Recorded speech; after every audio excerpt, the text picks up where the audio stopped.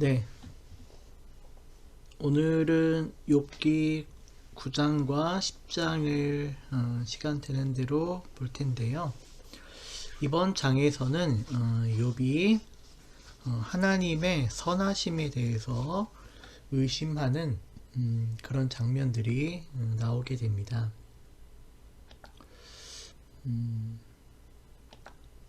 말씀을 같이 한번 보죠. 욥기 9장.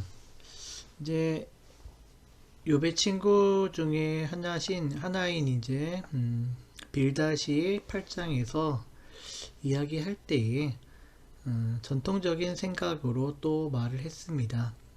하나님이 심판을 잘못하실 수가 있냐? 전능하신 분이 거짓으로 판단할 수 있다고 생각하느냐? 정말 네가 깨끗하다고 생각하느냐? 정말 네가 너의 주장과 같이 죄가 없다고 생각하느냐? 말이 안 되지 않느냐라고 계속해서 욥 자신이 하나님의 지금 처우가 부당하다고 말하는 것에 대해서 계속적인 친구들의 이제 저항이 이제 나타나고 있죠. 또다시 이제 9장에서 욥이 자신의 답변을 이어가고 있습니다. 그것이 사실이라는 것을 잘 알고 있다. 예. 무엇이 사실이냐? 뭐 하나님이 의롭다는 거죠. 그리고 사람은 하나님보다 의롭지 못하다는 사실이죠. 욥도 자신이 그것은 잘 알고 있다는 것입니다. 사람이 어떻게 하나님 앞에서 의롭다고 주장할 수 있겠느냐? 사람이 하나님과 논쟁을 한다고 해도 1000마디 말씀에 한마디도 대답하지 못할 것이다. 예, 뭐 이런 말씀들은 사실 설명이 필요 없는 말씀이죠. 그리고 여전히 또 이러한 말, 하나님이 전지전능하시니 그를 거역하고 온전할 사람이 있겠느냐. 아무튼 우리가 생각할 때에 이렇게 뭐 설명이 필요 없이 당연하다라고 생각할 수 있는 이런 말들이 왜 당연하다고 우리가 생각을 하게 될까요? 여전히 이러한 말씀들이 당연하고 모든 사람들이 공감할 수밖에 없다는 것은 하나님에 대한 개념 자체가 완전하고 무결하고 또 전능하고 아무튼 이 세상에서 형용할 수 있는 어떠한 완전성에 대한 모든 표현과 그 개념을 우리가 하나님에게 부여하고 있기 때문에 이러한 설명들이 그냥 당연하게 이런 건 당연히 하나님에게 속한 거, 이런 건 당연히 하나님에게 속한 것이라고 모두가 이제 공감을 하게 되는 것입니다. 그래서 욥도 자신이 나도 알고 있다. 그럼 나도 한번 표현을 해보겠다. 이렇게 표현할 수 있는 거죠. 아무도 모르는 사이에 산을 옮기시고 진노하셔서 산을 뒤집어 엎기도 하시고, 그러니까 자연의 모든 것을 관찰하시는 분이시죠. 지진을 일으키어 땅을 그 밑뿌리에서 흔드시고 땅을 받치고 있는 기둥들을 흔드신다. 약간 고대 세계관이죠. 우리가 지금 밟고 있는 땅은 사실상 기둥에 떠받쳐지고, 그럼 기둥 아래에는 뭐가 있는데? 스올, 지하 세계가 있죠. 지하 세계에서 기둥이 서 있고, 그 기둥 위에 지금 우리가 밟고 있는 지면이 있다고 생각하는 이제 그런 고대 세계관입니다. 땅을 받치고 있는 기둥들을 흔드신다. 그러니까 땅이 흔들린다는 어떤 지진의 현상을 생각할 때에 아니 왜 땅이 흔들릴까? 그러니까 많이 우리가 생각하고 있듯이 이 땅이라는 이 우리가 밟고 있는 이 거대한 지면이 어떤 통짜라면 거대한 그냥 돌이라면 사실 별로 흔들릴 일이 없겠죠. 그러니까 옛날 사람들이 생각할 때 가끔 지진이 일어나고 땅이 흔들린다는 것은 이 땅이 지금 어떤 하나의 통짜, 움직일 수 없는 어떤 통째로 되어 있는 어떤 것이 아니라 기둥으로 떠받쳐지고 있어서 그 기둥이 막 흔들리고 무너질 수도 있는 그러한 상황을 가정하고 있는 거죠. 그래야 지진이 현상이 아마 설명된다고 하고 있는 것입니다. 또 해에게 명령하시어 뜨지 못하게도 하시며 별들을 가두시어 빛을 내지 못하게도 하신다. 네, 이러한 천문 현상들은 사실 그 큰 현상, 자주 있는 현상들은 아니죠. 그러니까 해가 빛을 잃고 별이 빛을 잃는 그런 현상들은 큰 현상들은 사실 자주 일어나는 것이 아니죠. 며칠 전에 지금 블루문 현상이 있었죠. 그러니까 지구 그림자의 달이 가려져서 달이 완전히 사라지는 건 아니고 이제 그 적색으로 보이는 현상이 일어났었는데 해가 완전히 까맣게 되는 그런 현상, 그리고 별들을 가두신다. 별이 갑자기 사라지는 현상은 없죠. 대신 별이 이제 주기적으로 계절마다 순환, 그 지구 그 공전 때문에 이제 순환하기 때문에 어떤 별은 어떤 계절에는 안 보이고 어떤 별은 어떤 계절에는 보이고 하는 그런 일들이 있지. 그러니까 별을 가둔다라고 이제 생각을 했다고 하는 거지. 예전 사람들은 항상 보이던 별자리가 보이지 않을 때 어느 누구에게도 도움을 받지 않고 하늘을 펼치시며 바다 괴물의 등을 짓밟으신다. 예, 이건 이제 창조 때 바닷괴물을 찢어가지고 하늘을 만드시던 그 창조의 모티브가 사용되고 있고요. 북두칠성과 삼성을 만드시고, 삼성은 오리온자리입니다. 오리온자리. 묘성과 남방의 밀실을 만드시며 우리가 측량할 수 없는 큰 일을 하시며 우리가 헤아릴 수 없는 기이한 일을 행하시는 분이시다. 예, 이 정도 표현 자기가 할 수 있다. 나도 다 안다. 너희가 얘기하는 하나님의 그러한 전지전능하심 나도 다 알고 있다. 또 이렇게도 나는 얘기할 수 있겠다. 하나님이 내 곁을 지나가신다 해도 볼 수 없으며 내 앞에서 걸으신다 해도 알 수 없다. 예, 얼마나 하나님이 놀라운 분이신지 설사 내 앞을 지나가도 나는 그걸 알 수 없고 내 앞에서 걸어가셔도 나는 그거를 알 수 없을 만큼 그는 신비로운 분이시다. 그리고 자기의 상황에 맞춰서 또 이야기합니다. 그가 가져가신다면 누가 도를 찾을 수 있으며 누가 감히 그에게 왜 그러시느냐고 할 수 있겠느냐. 그래, 내 상황도 그렇다. 하나님이 내 걸 지금 다 가져가셨는데 내가 왜 그렇게 하느냐고 하나님한테 할 수 있겠느냐. 누가 감히 그런 말을 할 수 있겠느냐. 하나님이 진노를 풀지 아니하시면 라합을 돕는 무리도 무릎을 꿇는데, 라합이 뭐냐면요, 라합은 바다 괴물의 또 다른 이름입니다. 바다 괴물. 바다 괴물과 그 바다 괴물을 돕는 무리들에 대한 모티브는 여전히 그 신화들 속에 나타나고 있고요. 그래서 내가 어찌 감히 그분에게 한마디라도 대답할 수 있겠으며 내가 무슨 말로 말대꾸를 내가 할 수 있겠냐. 나도 나의 상황을 잘 알고 있다. 너희들이 그렇게 나를 비난하지만 나도 내 상황을 알고 있다.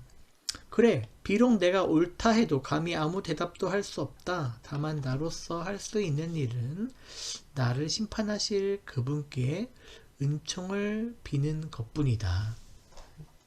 그래서 친구들의 비난을 어느 정도 욥이 수용하면서 자신의 상황도 자기가 잘 지금 판단하고 있다는 것을 이야기를 하고 있습니다.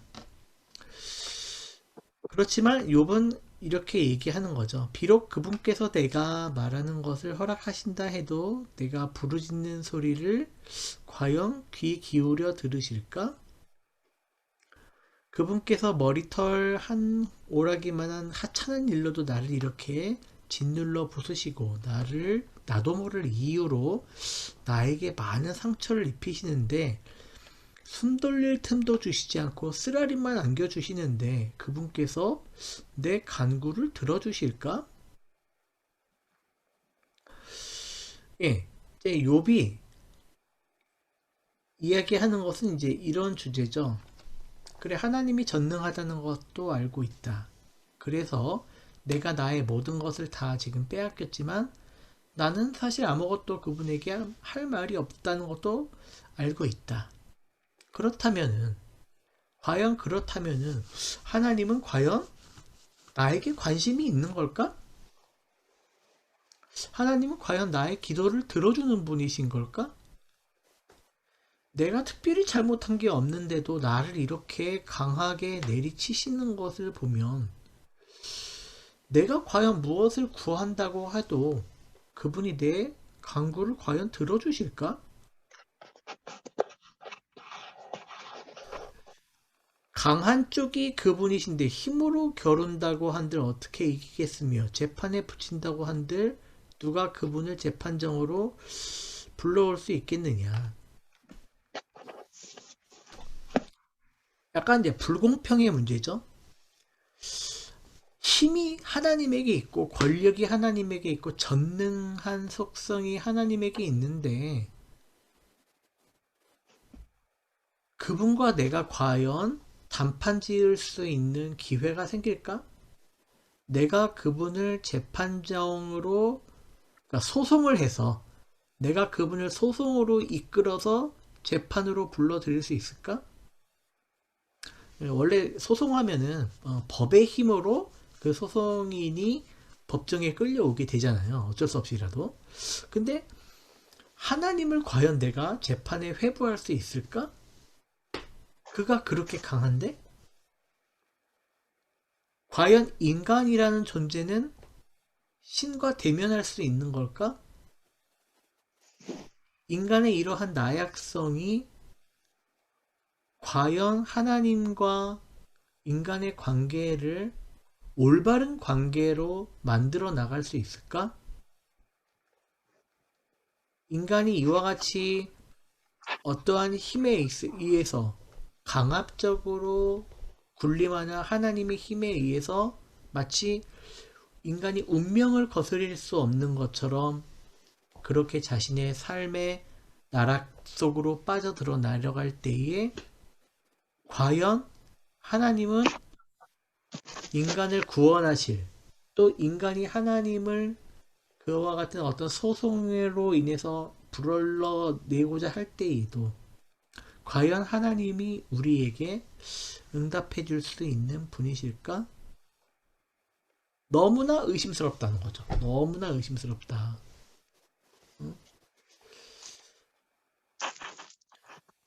20절 비록 내가 옳다고 하더라도 그분께서 내 입을 시켜서 나를 정죄하실 것이며 비록 내가 흠이 없다 하더라도 그분께서 나를 틀렸다고 하실 것이다.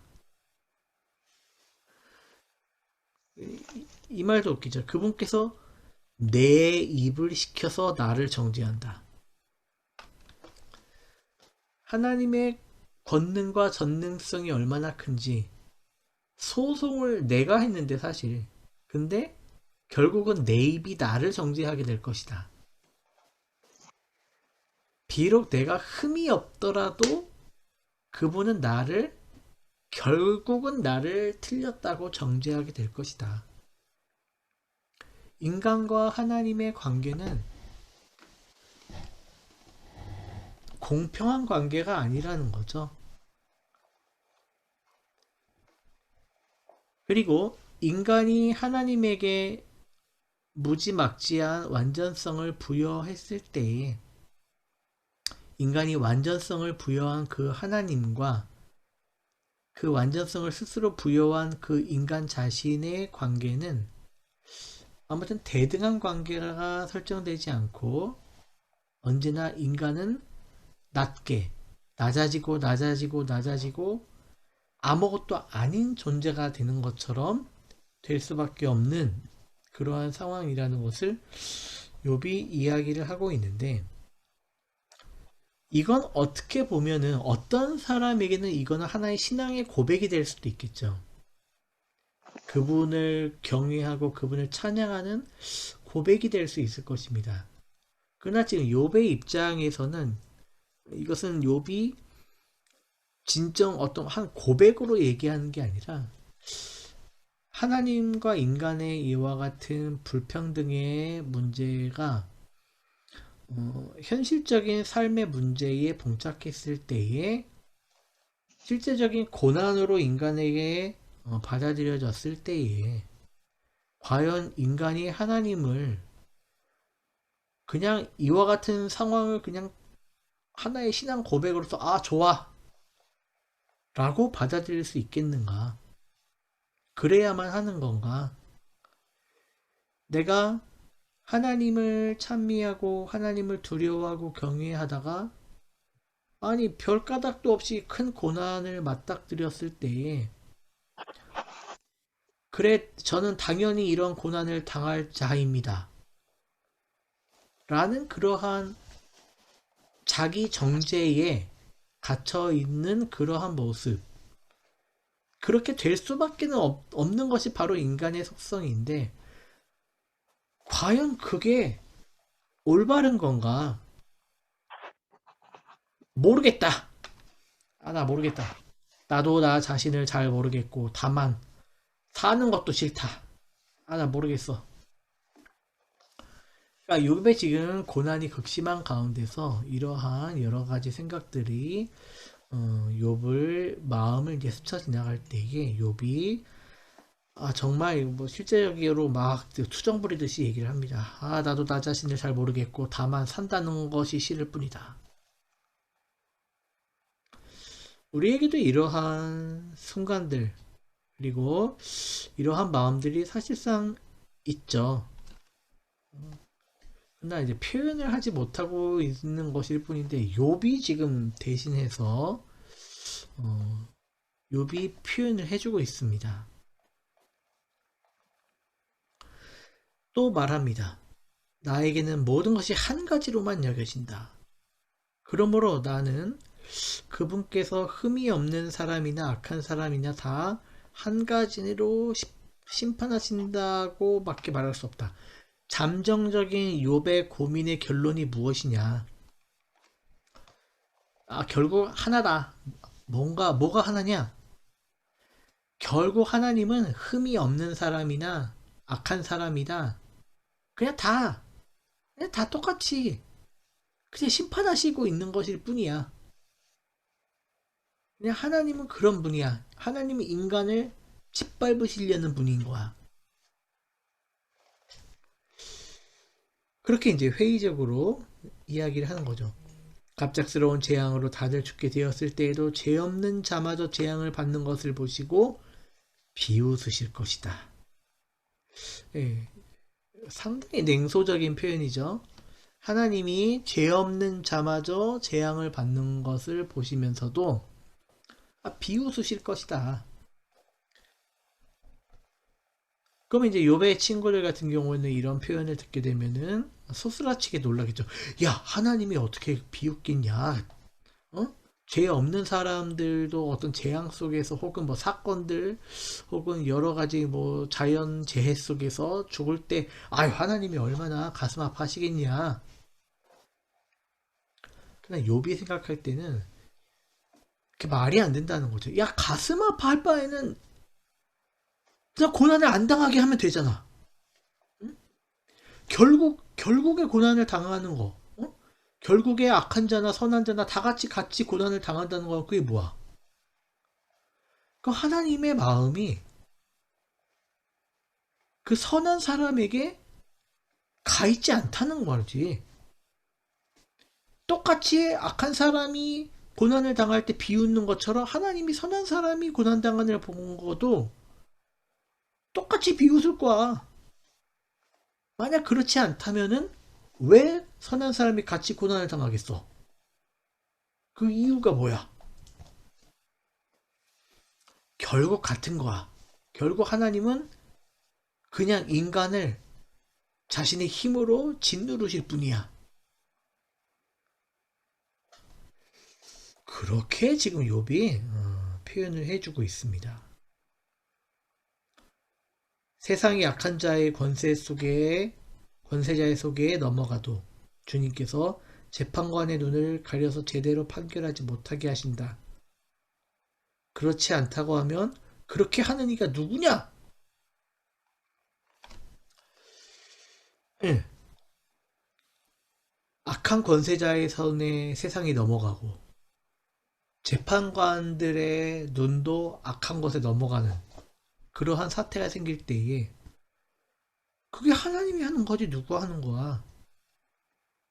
뭐 누구 뭐 사탄? 마귀? 물론 이러한 욥의 대답에 답변을 정말 하기 위해서 사탄이라는 존재가 생겼다고 그렇게 알려져 있죠. 악을 책임질. 하나님이 악을 어, 주관하시는 분에서 하나님을 멀리 이제 떨어뜨리기 위해서 악의 주관자를 따로 선정하는 일이 결국에 사탄이라는 존재를 만들었던 것으로 이제 여겨지는 거죠. 사실상 이 욥기에서도 사탄이 나오지만 우리가 저번에 봤던 것처럼 욥기에 나오는 사탄의 역할은 악한 자가 아니죠. 악을 일으키는 자가 아니라 세상을 돌아다니면서 악한 사람을 하나님한테 고발하는 게 그 사탄의 역할입니다. 사탄 자신이 악한 게 아니라 악한 자를 하나님께 고발하는 게 사탄의 역할이었던 거죠. 그러니까 그러한 개념 속에 있던 이 욥기 저자의 생각에서는 이 세상이 악하게 돌아가고 악한 권력을 가진 자들이 나타나고 법을 준수해야 할 재판관들마저 악해져서 같이 악을 도모하고 있는 이러한 악한 세대가 생겨나는 이러한 일들도 결국에 아니 하나님이 그렇게 하는 게 아니면 도대체 뭐가 그렇게 하는 건데 하나님이 원하시지 않는다면 악한 자들을 왜 놔두는데 그와 같은 문제를 욥이 또다시 제기를 하고 있습니다. 그래서 욥은 25절부터는 자기의 삶에 대해서 이제 약간 투정을 하고 있습니다. 내가 이제 뭐 경주마요 내 인생이 뭐 아무튼 뭐 경주자보다 빨리 지나가고 좋은 세월을 누릴 겨울이 없고 독수리처럼 빨리 모든 것들이 지나가고 있다. 그래서 28절에 내가 겪는 이 모든 고통이 다만 두렵기만 하다. 그러나 주님께서 나를 죄 없다고 여기지 않으실 것임을 안다. 이 말은 욥이 내가 죄가 있기 때문에 하나님이 나를 죄 없다고 여기지 않으실 거야. 그 말이 아니라 내가 죄가 없지만 그분은 그래도 나를 죄 없다고 얘기하지 않으실 거야. 응? 주님은 나를 정죄하실 거야 결국에는. 응? 그렇게 주님께서 나를 결국에 정죄하신다면 내가 무엇 때문에 이렇게 애써가지고 헛된 수고를 해야 할까? 도대체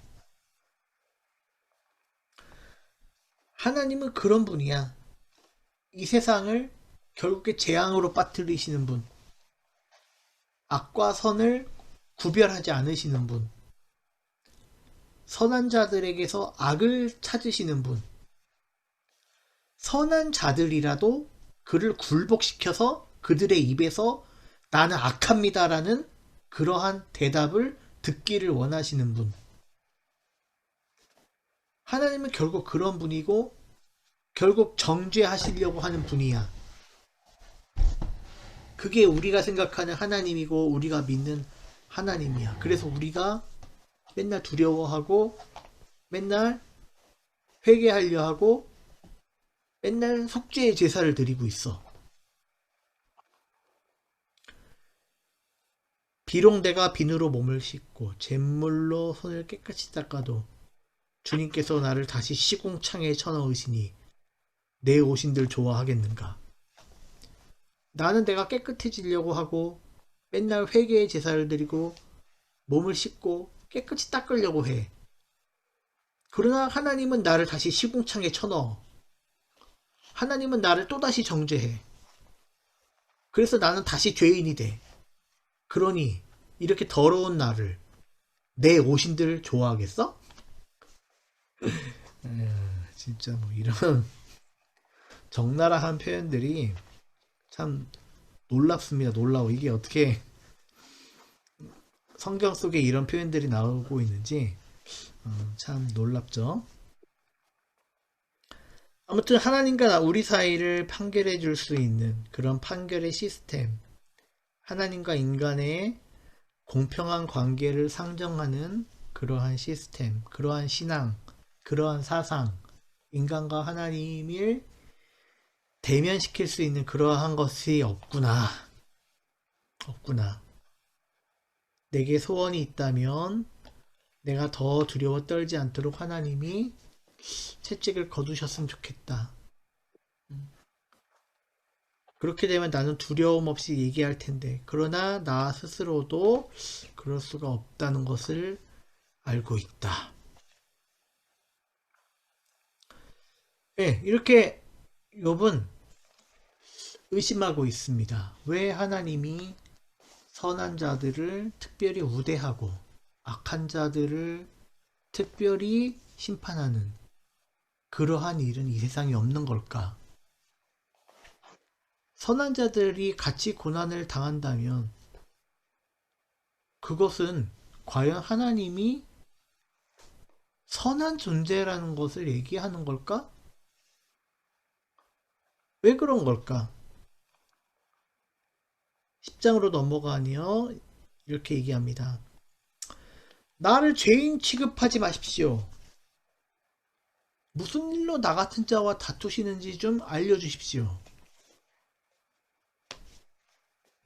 아니 내가 뭘 잘못했길래 왜 나를 이런 고난에 빠뜨리는가? 왜 선한 사람들이 계속 고난당하는데 당신은 가만히 있는가? 왜 나와 다투려고 하냐? 응? 주님께서 손수 만드신 이 몸을 왜 확대하고 멸시하냐? 응? 악인이 세운 계획은 잘만 되게 하시니 그게 뭐 그렇게 하면 뭐 당신한테도 뭐 더 좋은 게 뭐가 있어서 왜 악인은 잘 되고 선한 나는 고통을 당하냐? 그렇게 하면 혹시 뭐 당신한테 유익이 있냐? 응?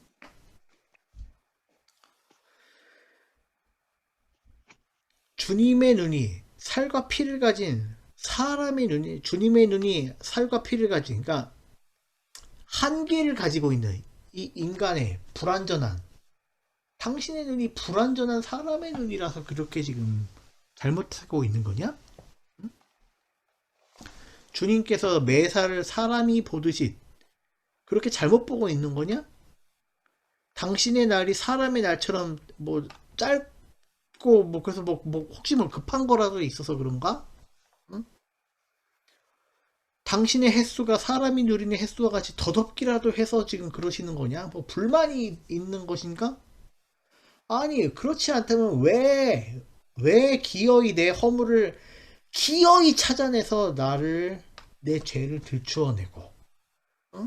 결국 너는 죄인이다라는 그 얘기가 그렇게 듣고 싶어서 도대체 왜? 응? 왜 그러냐?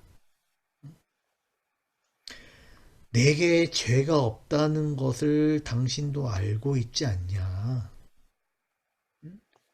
그런데 왜 이제 와서 나한테 등을 돌리고 나를 멸망시키려고 하는 거야?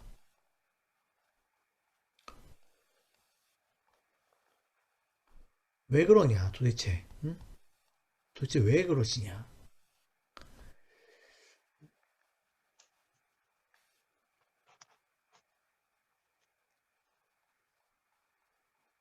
뭐 나를 뭐 흙으로 지으시고 나를 낫게 하시고 젖을 물리게 하시고 나의 몸을 뭐 만들어 주시고 생명을 주시고 여태까지 나를 이렇게 잘 키워 주셨는데 결국 이렇게 사람을 잘 키워 주신 이유를 지금 생각해 보니까 어?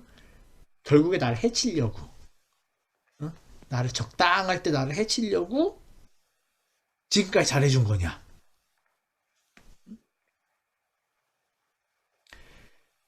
주님께서는 내가 죄를 짓나 안 짓나 지켜보고 계시다가 내가 죄를 죽기라도 하면 용서하지 않을 것처럼 작정을 하고 계셨던 것이냐? 응? 어디 저놈이 죄를 짓나 안 짓나 보자라고 그냥 그러면서 이제 키우고 있다가 드디어 죄를 지었구나 하면서 그냥 확 고통을 주고 그냥 고난을 주고 하려고 그러려고 그랬던 거냐?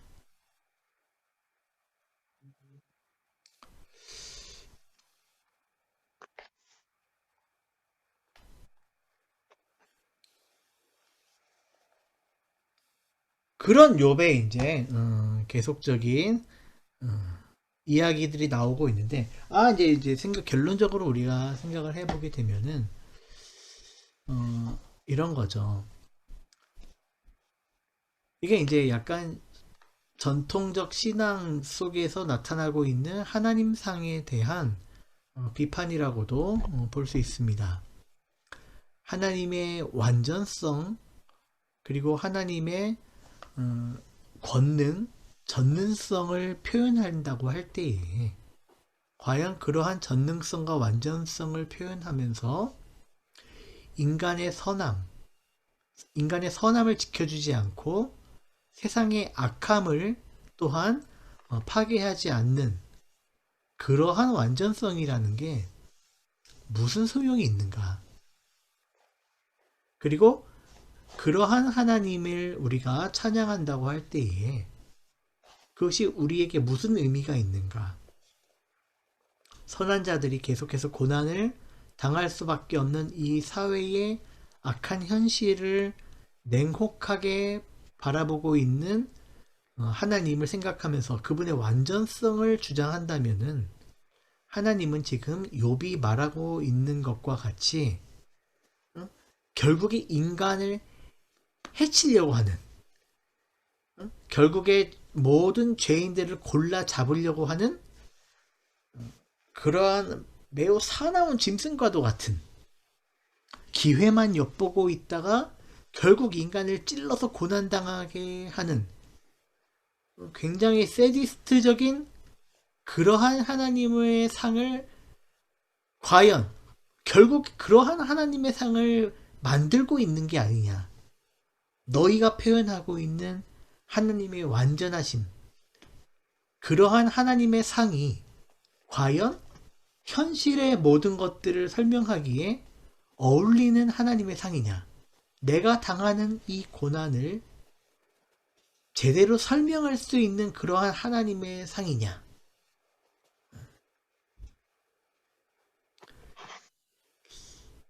결국 하나님은 이 세상을 방관하시는 것처럼 관찰하시는 분처럼 나타나고 있는 하나님인데 그러한 하나님에 대해서는 우리가 어떻게 표현을 해야 할까? 이 세상의 악과 이 세상의 선이 계속적으로 교차하고 투쟁하고 서로가 서로를 소멸시키면서 또 인간의 고통 속에서 죽어가고 있는 이러한 이 모든 현실을 제대로 표현하고 있는 하나님에 대해서 우리가 어떻게 이야기를 해야 적당한 하나님에 대한 이야기를 할 수 있을까? 너희가 지금 내가 하는 이 모든 말에 화내고 분해하고 마치 너희가 하나님을 변호라도 할 것처럼 마치 하나님이 지금 나와 하나님이 재판석에 있는데 너희들이 하나님의 변호자로 나와 있는 것처럼 얘기하고 있지만 그렇지 않다. 하나님은 내가 재판석에 불러낼 수도 없는 그러한 분으로서 존재하고 있는데 과연 너희가 말하는 그러한 하나님이 너희가 변호한다고 하는 그러한 하나님이 나의 이 비난을 벗어날 수 있을 것 같은 그러한 하나님이냐?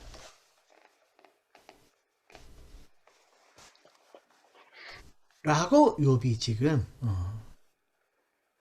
이 모든 회의적인 발언들을 쏟아내면서 우리에게 도전하고 있는 것입니다. 이러한 질문이 사실 모든 이들의 가슴 속에 어느 정도 제기가 되고 있는 그러한 질문들이죠. 그러나 사실 욥기에서 나오는 것처럼 가차없이 욥이 말하는 것처럼 우리가 표현도 하지 않을 뿐만 아니라 두려워서라도 그렇게 표현하지 않았을 뿐만 아니라 이것은 비신앙적이라고 생각하면서 아예 마음속에서 아마 사장시켜 버렸었겠죠. 그러나 욥의 이와 같은 하나님에 향한 그리고 고전적인 신앙에 대한 그러한 어떤 불만과 그 하나님의 선한 자들을 보호하지 않음에 대한 실망스러운 그러한 문제들에 대해서 우리도 어떻게 설명을 해야 할지 사실 참 고민스러운 거죠. 현대의 기독교 신앙 속에서도 그리고 현실에 지금도 미얀마에서 많은 사람들이 죽어가면서 탄압받고 있는 그러한 현실을 바라보면서도 우리는 하나님에게 기도한다고 하지만 우리의 기도가 과연 하나님이 들어주시려는 기도가 되실 것인가? 욥이 항상 지금 계속 그런 고민한 것입니다. 내가 과연 간청을 한다고 해도 하나님이 들어주시는 걸까? 내가 하나님한테 기도를 한다고 해서 하나님이 과연 제대로 이것을 해결을 해주시는 걸까? 계속 그런 것들을 이제 고민하고 있는 거죠. 과연 하나님에게 기도한다는 것은 무엇일까? 우리가 하나님에게 기도한다는 것은 어떤 의미가 있는 걸까? 단지 우리가 상정하고 있는 완전한 하나님에 대한 어떤 상상의 존재를 향하여서 우리가 내뿜고 있는 그저 완전한 어떤 것을 숭상하려고 하는 완전성을 숭상하려고 하는 하나의 마음일 뿐 그게 실제적인 정말 제대로 표현될 수 있는 하나님에 대한 그러한 신앙인 걸까?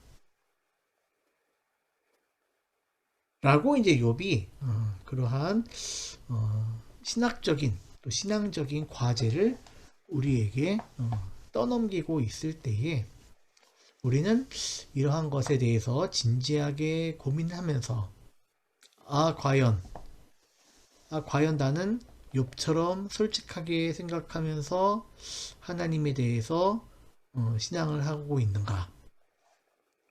욥이 제기하는 그러한 비난에 우리가 제대로 대답을 할 수 있는 하나님의 상을 가지고 있는 것일까? 우리가 욥이 제기하는 이러한 질문에 대해서 그리스도교적으로 어떻게 이야기를 할 수 있을까? 욥이 막 정죄하는 하나님에 대해서 왜 당신 나를 정죄하려고 한다고? 우리가 믿는 하나님은 우리 예수께서 우리에게 알려주신 하나님은 뭐 정죄하지 않는 하나님이다. 과연 그러한 말이 욥이 한 모든 질문들에 대한 그런 답변이 될 수 있을 것인가? 우리는 욥을 계속적으로 읽어 나가면서 과연 우리가 하나님에 대해서 가지고 있는 어떤 부조리함들을 솔직하게 내가 가지고 있는 내가 믿고 있는 하나님에 대한 상에 대한 부조리함을 솔직하게 인정하고 그것에 대해서 깊이 반성해 보는 것만으로도 오늘 우리가 9장과 10장에서 읽을 수 있는 최대의 교훈이 될 수 있을 거라고 저는 생각을 합니다. 다 같이 잠시 기도할 때에 주님, 우리의 마음을 열어주셔서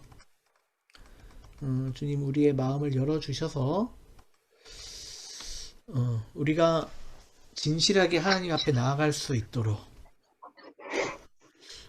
우리가 습관과 관습대로 하나님을 믿고 따르는 것이 아니라 이 세상에 있는 이러한 부조리들을 보면서 우리가 알고 있는 하나님에 대한 인상, 하나님에 대한 믿음, 그것의 부조리, 단지 나의 심리적 만족을 위해서 하나님을 믿고 있을 뿐일 수도 있는 그러한 내가 가지고 있는 기독교적 신앙에 대한 어떤 부조리함들을 우리가 잘 알 수 있고 또 스스로 반성하면서 새로운 길로 나아갈 수 있게 해달라고 잠시 기도하도록 하겠습니다.